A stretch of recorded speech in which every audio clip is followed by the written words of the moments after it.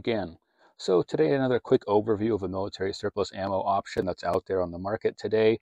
This, of course, as the title says, is Hungarian 7.62 by 25. 7.62 by 25 from pretty much anywhere used to be extremely cheap, very available, not so much anymore, but this is one option that is out there on the primary market. I believe Royal Tiger carries this stuff, and there's probably some other sources as well. Online, it doesn't really have the best reputation. But I figured I'd try it out because if it doesn't, then it's almost certainly not worth buying because it isn't even all that cheap, to be honest with you, compared to, say, commercial options from, PPU and the like. As far as the ammo itself, it comes packaged in these boxes. Not too much in the way of interesting markings on there. We can see here this particular one appears to be dated April of 1953. The cartridges themselves, they look more or less okay. I've certainly shot much worse. They don't look utterly pristine, but they're not so corroded or tarnished or whatever that I'm worried about them or anything like that.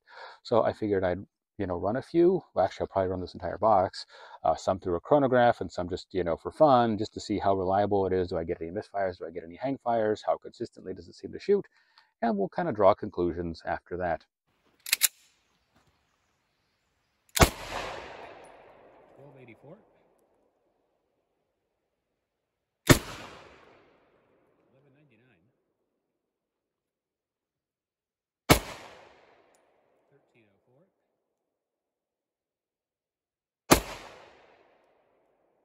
1363. 1329.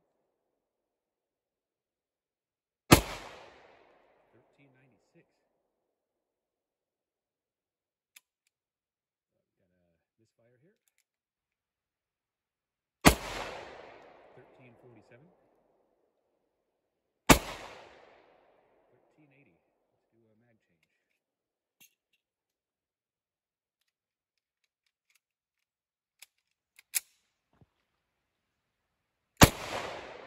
1364. Another misfire.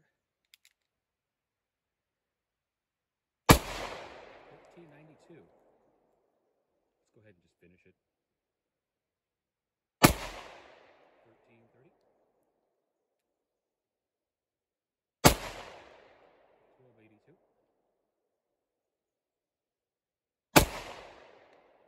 1362. 1277. 1338.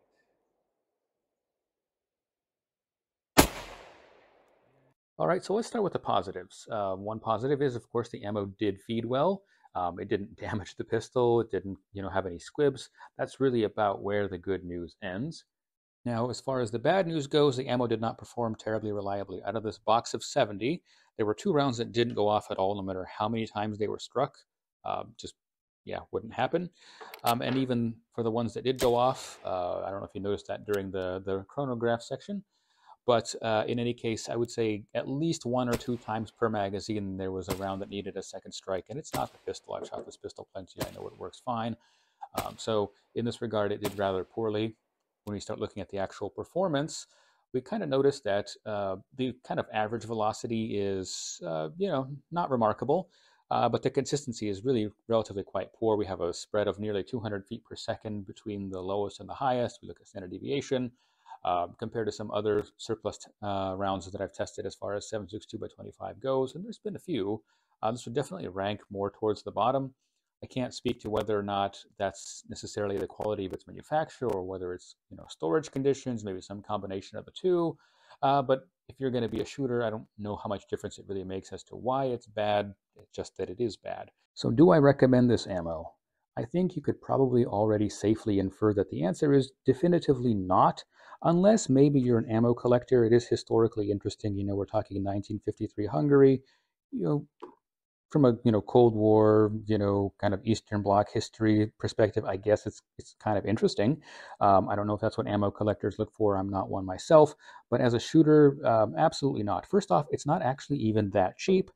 This box of 70, I think they're selling for something like $44, and that's before shipping. I don't want to do the math right now, but that comes to well over 50 cents per round, and commercial ammo can be had for that price actually probably for a little bit less than that. And commercial ammo is going to be way more consistent. It's going to be way more reliable. It's going to be non-corrosive. It's going to be reloadable. By the way, this stuff appears to be Berdan primed, which I guess in theory is reloadable, but most people don't find that it's worth doing. So as a shooter, I would say definitely avoid, even if you can find a better price than that, it's just not good stuff. And especially if you're kind of new to surplus or getting somebody into surplus, they're going to have kind of a frustrating time dealing with this inconsistent ammo. I tend to find that it tends to induce flinching because, will it go off? Won't it go off? You're unsure, that sort of stuff. So definitely just best avoided. I don't think that there's really much of anything else that needs to be said. So, of course, thank you for watching, as always.